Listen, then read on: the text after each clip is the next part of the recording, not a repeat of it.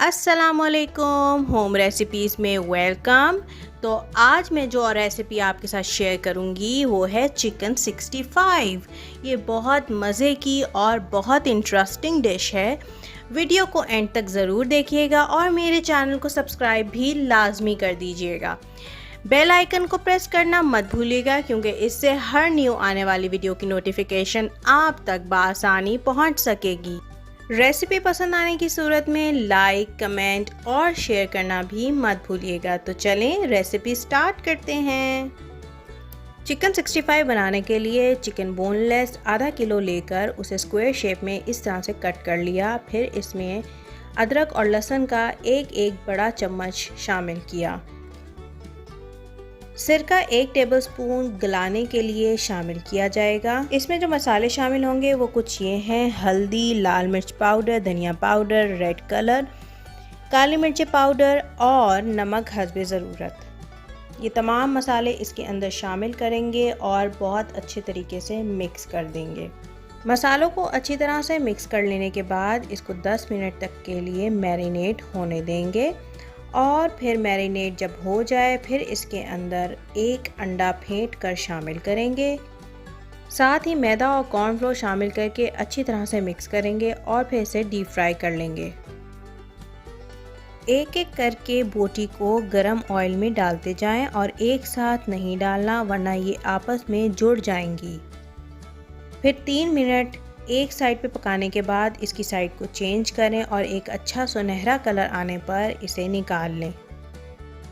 باقی کی تمام بوٹیوں کو بھی سیم اسی طرح سے فرائی کرنا ہے۔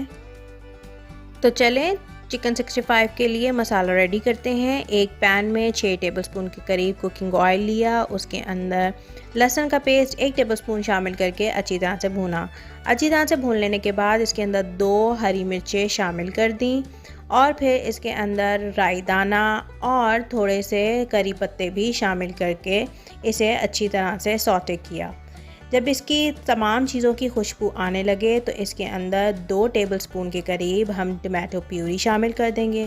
یہ میری ٹمیٹو پیوری ہوم میڈ ہے، میں نے اس کی ریسیپی بھی اپنے چینل پر ڈالی ہوئی ہے، آپ جلدی سے جا کر اس کو چیک کریں، اور یہ بہت ٹائم سیونگ پیوری ہے۔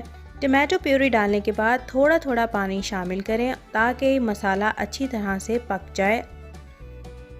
پھر اس کے اندر فرائیڈ چکن شامل کریں اور اچھی طرح سے بھون لیں۔ جب یہ اچھی طرح سے مسالے میں لپٹ جائے تو پھر اسے 5 منٹ تک کے لیے دم دے دیں اور پھر اسے ڈش آؤٹ کر لیں۔ تو دیکھا آپ نے کتنی سمپل اور ایزی ریسیپی ہے چکن 65 کی۔ آپ میرے طریقے سے اسے ضرور ٹرائی کریں، بہت آسانی سے اور بہت جھٹپٹ بن جاتی ہے اور ٹیسٹ میں بھی اس کا کوئی جواب نہیں۔ چکن 65 کو آپ بوائل رائس کے ساتھ، روٹی کے ساتھ یا پھر روکھا بھی کھا سکتے ہیں اور اپنے بچوں کو لنچ میں بھی دے سکتے ہیں۔ تو چلیں آج ہی ٹرائی کریں اور مجھے کمنٹ سیکشن میں ضرور بتائیں کہ آپ کو میری یہ ریسیپی کیسی لگی۔ تو چلیں چلتی ہوں، مجھے دعاؤں میں یاد رکھیے گا اور میرے چینل کو سبسکرائب، لائک، شیئر کرنا مت بھولیے گا۔ بیل آئیکن کو بھی ضرور دبا دیجیے گا تاکہ ہر نیو ویڈیو کی نوٹیفیکیشن آپ تک بآسانی پہنچ سکے۔ اللہ حافظ۔